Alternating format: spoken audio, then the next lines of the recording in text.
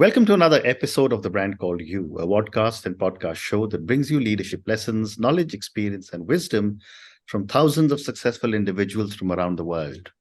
I'm your host, Ashutosh Garg, and today I'm privileged to welcome a Marine Corps combat veteran turned professional speaker, author, Dr. Travis Hearne from Colorado, USA.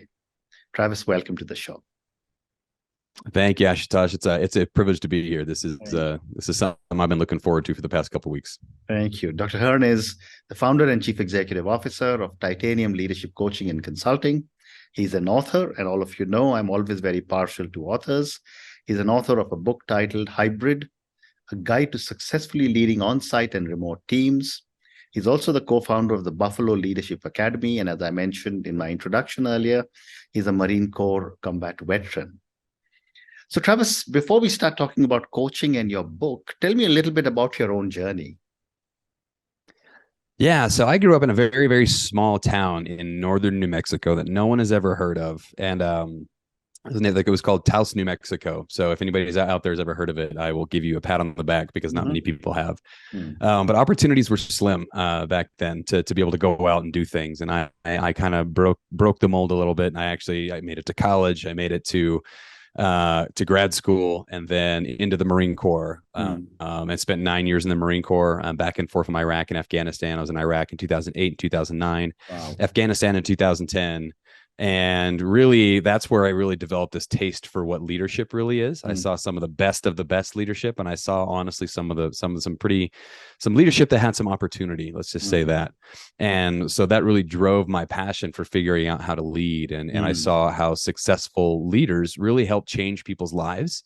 They made people better. They made themselves better. So I dug into this leadership thing and I started studying, and I found a program at the University of Southern California here, USC, that was literally a doctoral degree in organizational change and leadership. And I was like, man, that's me. I love that. That's what I have to do. So I dove into it, and it was deep study on theory of organizational change and models of organizational change, and then really deep studies on leadership and leadership theory. And I had no idea there was actual theory associated with just leadership. I thought leadership was leadership, but when I started to pull back the onion on what leadership really was and organizational change really was, I started to see a trend that, okay, there's a playbook here. And this is about 2020 timeframe. And I had started a company in 2019, Titanium Leadership in 2019, and where I coach with senior executive teams, leaders, entrepreneurs on how to lead successfully and to lead holistically in a holistically healthy way. So as I started to dive into all of this theory, I was like, there's a book in here somewhere. And then the pandemic hit, and it was just this, the industries were just floored with having to go home, having to lead teams from a computer screen, from email, from a phone where they were once fully in person. So I started putting the book together, Hybrid, with Ashutosh, you mentioned. I started putting the book together, and it just started to pour out these leadership theories, and these organizational change theories are fully translatable to hybrid and remote work, but they weren't before. So what the book does is it gives leaders really tangible tools on how to lead hybrid, on-site, and remote teams.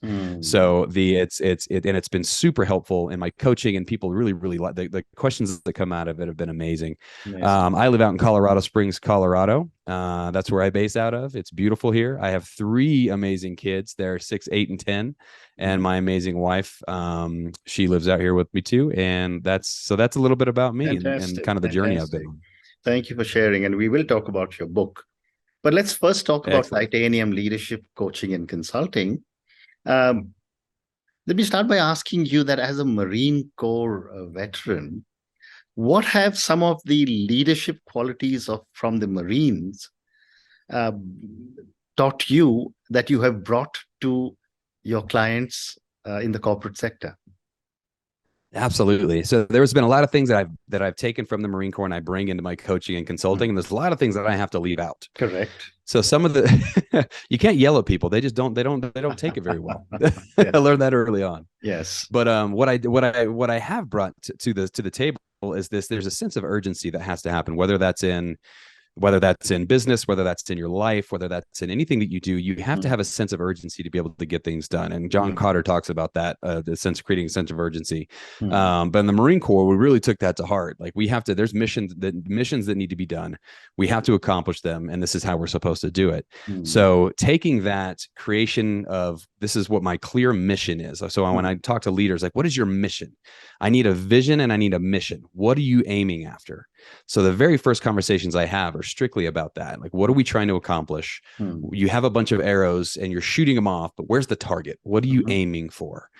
So, and then we kind of unpack from there. And this isn't about burning yourself out. This isn't about pushing and going as hard as you can until the job is done. This is about taking a look at holistic leadership, taking a look at what healthy leadership looks like. This is about going all in on your health.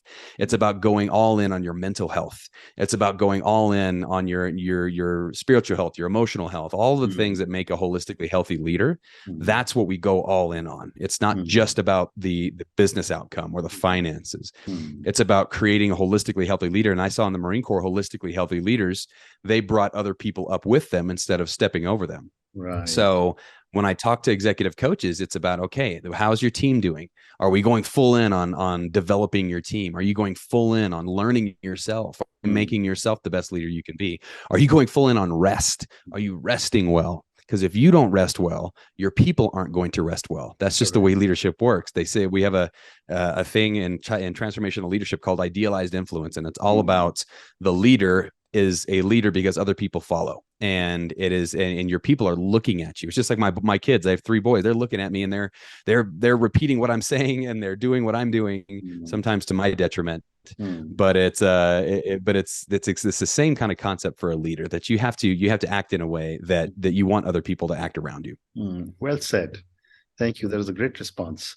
My next question to you is that, given your own background and your understanding of leadership, what do you believe are some of the key qualities of a successful leader? Wow. There are so many key qualities of a successful leader. I would like a successful leader, first and foremost, individually considers their people. So they have the bravery and the courage to understand that it's a team effort, that without our team, we are leaders of no one. So one of the characteristics of a successful and healthy leader is that they understand that they are humble enough to be able to say, hey, this is my team. How do we as a team get better? Because if I'm just getting better as a leader and I'm just leading in a vacuum, we're not going to accomplish much of anything. So one is the courage and humility to be able to know your team and use your team. 2, some of the characteristics are emotional intelligence. That's one of the biggest ones. A high level of EQ and emotional intelligence, and understanding how other people's emotions impact a situation and how your emotions impact a situation, and unpacking that and being able to take a step back and saying, okay, here's what I'm feeling. Is this going to solve the problem? How are my people feeling? So having a really high level of EQ is really important for a leader. And also having that, I brought this from the Marine Corps, that stick-to-itiveness. I don't know if that's a real word, but I've heard it, and I'm going to reuse it here. Is that, leadership is extremely hard. Leading people through crisis, through success, through failure is very, very difficult. So a resilience, I would say, is one of the best leadership characteristics that you can have, because you're going to use that day in and day out. I have a framework that I talk about when I go and talk to groups. I talked to last week on this. It's the GRIT framework. So I broke GRIT like any GRIT, and like any good military guy, I broke it into an acronym. So we have G, grace. You have to have grace for yourself and for your people as a leader. Right. So that is allowing them to fail. That is building yourself up. Or resilience. We already talked about resilience. The I is integrity. Without integrity, you can't lead anyone. You can't lead yourself. You have to have integrity. You have to be the same person in the boardroom that you are outside of the boardroom. And then T, trust. You have to be able to cultivate and build a culture of trust within the workplace, that people are going to feel, where your people feel comfortable bringing problems to you. They feel comfortable speaking to you about what's going on in their lives, what's going on in their professional worlds. So those four things, the grace, resilience, integrity, trust, are kind of they hold the holistic embodiment of a really healthy and successful leader. Well said. And Travis, one of the things, I've been speaking to many leaders, and most of them have said that the pandemic was one of the most difficult times of their leadership journey. They had to lead in uncertainty, they had to keep their flock together, and they had to deliver results. Based on your own understanding of leadership, what are some of the biggest challenges leaders face in today's business environment? Wow. There are so many. And I think the pandemic just kind of unlocked this box of different issues and topics that really had nothing to do with hybrid or remote work. It was just, it seemed like it was boiling under the surface. And what the pandemic did it kind of released these things into the ether. One is the hybrid and remote work environment. It's leaders have to take their leadership style and adapt it to be able to lead over a computer screen for most of the week and create schedules, and to be able to kind of recreate that in-person culture in a remote or hybrid work environment. And that has been incredibly difficult for some leaders to be able to cope with. One of the biggest challenges, and that I've heard some of the leaders that I've been consulting and coaching with say, is just like there's this generational difference. There's a millennial difference, there's a Gen Z difference, there's the different generational people in the workforce are bringing different ideas and different things, and some of them are a little bit more radical than others. And it's hard to be like, we have a lot of individuals coming into the workforce who want to work remotely. They want to be able to work wherever they want. They want a lot of things. And then you have the kind of the older generation where they want people back to work. And this is not complete. This is a spectrum. There's many different ways that people that people take this generational thing, but there's generational conflict in the workplace that is becoming a problem. People are leaving, the great resignation, we have quiet quitting, all of those buzz terms that we've heard in the last couple of years that are true. And what the underlying cause is just people they have different ideas of work and what they want. So that is another thing that we're navigating as within companies, is how do we take, as a senior executive, maybe you're a Gen X, maybe you're in the Gen X, you're in the baby boomer generation, or you're in the older generation, and you are embracing this new work world. So what I do is I help them to be like, okay, here's some of the amazing things that are coming into the workforce. Here's some of the great things about hybrid work. Here's some challenges of hybrid work, but here's how you work through them. So, and then on the other side, we talk with some of the people, some of the individuals entering the workforce, and be like, okay, this is what mission accomplishment looks like. This is how I did this in the Marine Corps. So this is, you have to have a certain passion for what you do, and a certain incentive, like intrinsic or extrinsic, to be able to do what you do. So how do we match those up? How do we build a bridge to be able to open communication in these tense spots and generationally work together? Because the future is changing, and it's changing, I feel, a lot more quickly than it used to. And workplaces are adapting, and they're becoming different. And it's just all about, how do we find that middle ground? So that's been one of the biggest challenges that I've seen. Fascinating. Thank you. My next question is, and you spoke about the millennials and the Gen Z leaders, and I'm from the boomers generation. And I do believe that the younger leaders who are now coming into positions of authority are actually bringing in a breath of fresh air into most organizations. My question to you, Travis, is that based on your work, what are some of the areas you think these young leaders need to be coached in? Wow. That's a good one. That is a great question. I'm kind of on the older millennial side, and I'm 40, which is, we are entering into these executive positions. Absolutely. And we are highly digital. We're highly tech savvy. And so what we need to, I think what I've seen in some of the younger generations, we need to be able to stand firm on how we lead people. We can lead, we can drive towards success. We can jump from, we tend to jump from company to company and leadership position to leadership position. What I think is and that's a good thing. That, don't get me wrong, especially in the tech world, I think you need a little bit of diversity in your background to be able to lead in different spaces. You bring in different perspective. But I think that we need to, as we enter into this workforce, we need to and I say we because I feel like I am in that. Oh, you are, I of need to course. learn this. Absolutely. Yeah, I need to learn this. So as I step into a position of leadership, instead of going full bore on what the mission is, and on this kind of goes counter to what I said earlier, but it's about, this is about going all in on doing this process as well. Before we go full bore on achievement and diving into what change needs to look like, we need to sit back, take a breath, and take a look at the team around us, get perspectives of those around us, have conversations based on those perspectives. I think we need to be able to have good conversation, and I believe that's slowly fading, to be able to have a debates about things, healthy debates about things, to be able to take in other people's viewpoints. I think that has become kind of a lost art in my generation and in the younger generation. So I think if we're able to step into those spaces as leaders and really come to the table with, okay, what is everybody thinking? Here's a problem. How would we solve it? And when I talk about in my book, like some of the things that we can do in a hybrid world, when leaders come in to the workplace, if a leader's leading a hybrid team and say that the organization or their team is coming in 2 days a week and they're gone for the rest of the time, they're just coming in 2 days a week or even 1 day a week. So what I've encouraged people to do, and this is pretty countercultural and counter, like I have to fight against this myself in my own bones. When people are in the office, try to make it as little about work as you can. Build your team, come in, have some fun, create a problem, innovate, bring in a speaker, make these things interactive. So it's more, so your team is becoming cohesive. And when they go back to their computer screens, there's just that different, that's how you build cultures of trust.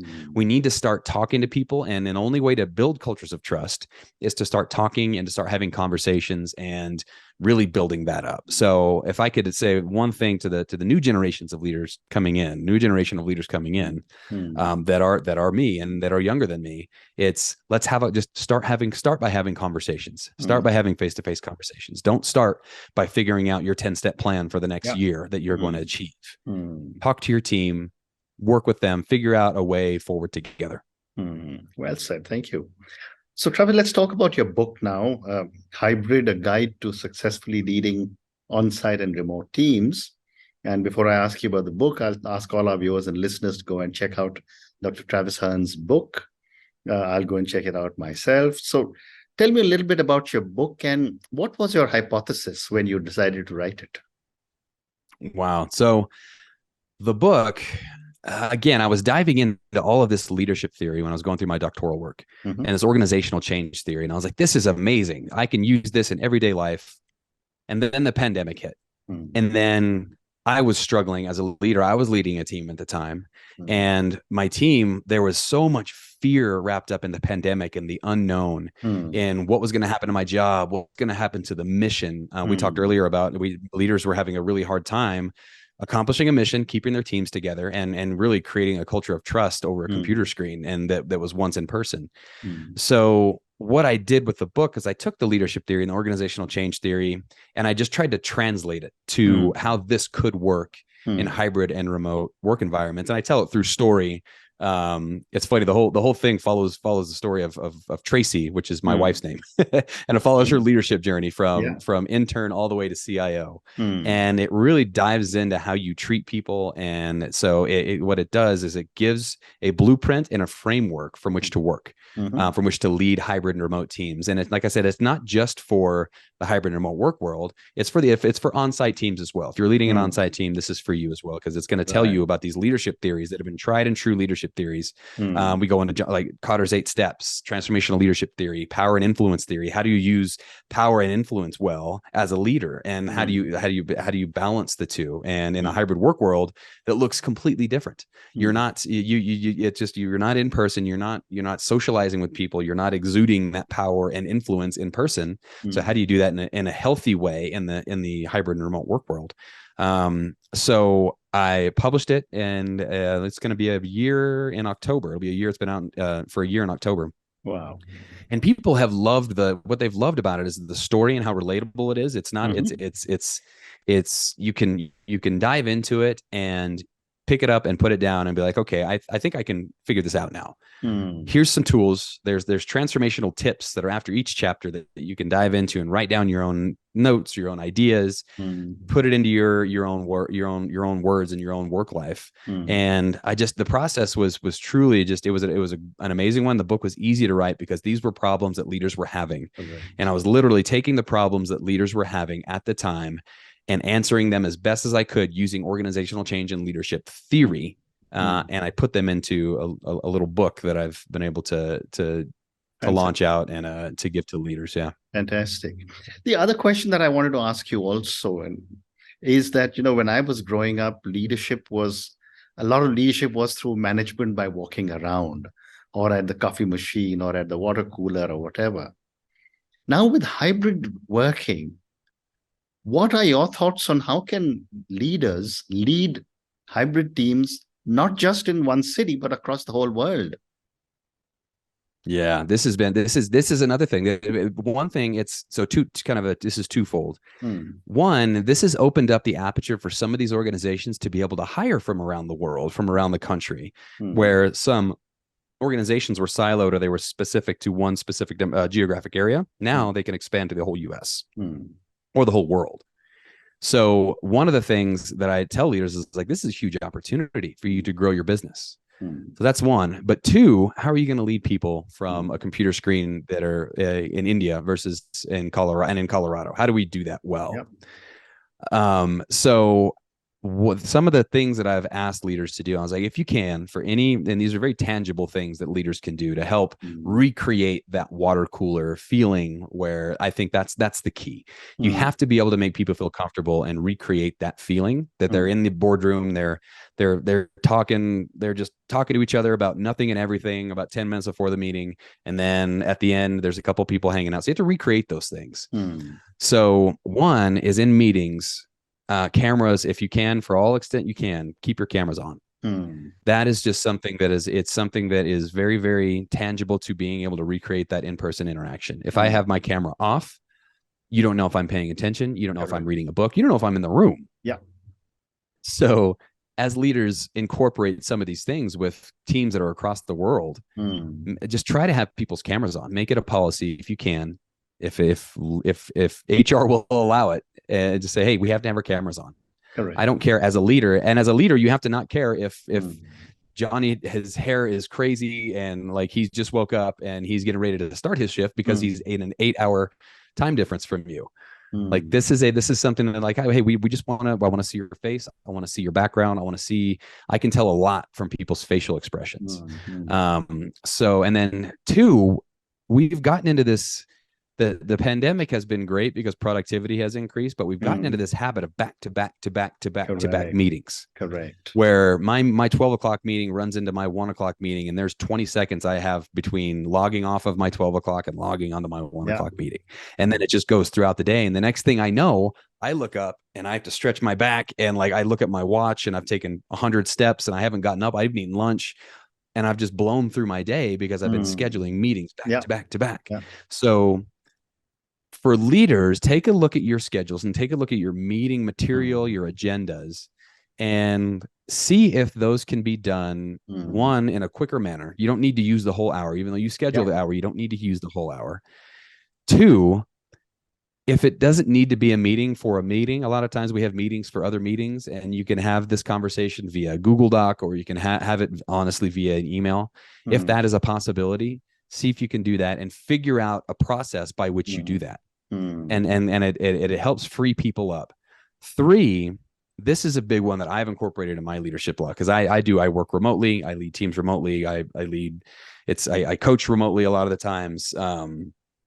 And if I have meetings, that I can actually get up out of my desk and I'll throw my AirPods in and I can get outside and walk around, unless it's snowing 2 feet, and then I'll go to the treadmill or something. But if I can get up out of my desk and walk around and just to move my body, get some kind of blood flow going, get some vitamin D if I can, that psychologically, there's so many studies out there about the the positive effect on what that does to your body throughout the rest of the day. And it doesn't have to be running 10 miles. You don't need to run 10 miles on your lunch break. You can go, you can do some stretching in the garage. You can do some stretching where you are, breathing exercises. So incorporating some of those mindfulness tips into leadership have been huge for me and for some of the other leaders. It decreases stress. It increases their ability to produce throughout the day. So some of those are just some tangible tips and tricks that, as if you're leading hybrid teams, that you can do to make your days better, to make your teams better. And last thing is encourage your team to do the same. You have to encourage your team to get up, to stretch, to go out, to take PTO. Because like I said, if you were, as a leader, if you are not doing those things, your team will not do those things, especially the PTO and the rest. If you're not resting well, if you're not giving yourself time, your team won't do that either. So lead from the front, take care of yourself, especially in hybrid, when you hybrid and remote work worlds where it can just get lost on you. Time just goes, you're in this little office and your corner of your house, or you're in the corner of your house, just time gets lost. Absolutely. So make sure you're paying attention to that. Well said. Well said. And on that note, Travis, we've come to the end of our conversation, but thank you so much for talking to me about your journey. Thank you for talking to me about so many different aspects of leadership. I loved grit and the 4 words that it stands for. Thank you also for talking to me about leadership and some of the challenges leaders face. Thank you for speaking to me about your book, A Guide to Successfully Leading on On-Site and Remote Teams. I think I learned a lot of new things about how the younger generation leads today, but you were also kind enough to talk about some of the areas where the younger generation may need some additional inputs. Thank you for speaking to me, and good luck to you. Thank you, Ashutosh. I appreciate you having me. Thank you. Thank you for listening to the Brand Called You videocast and podcast, a platform that brings you knowledge, experience, and wisdom of hundreds of successful individuals from around the world. Do visit our website www.tbcy.in to watch and listen to the stories of many more individuals. You can also follow us on YouTube, Facebook, Instagram, and Twitter. Just search for the Brand Called You.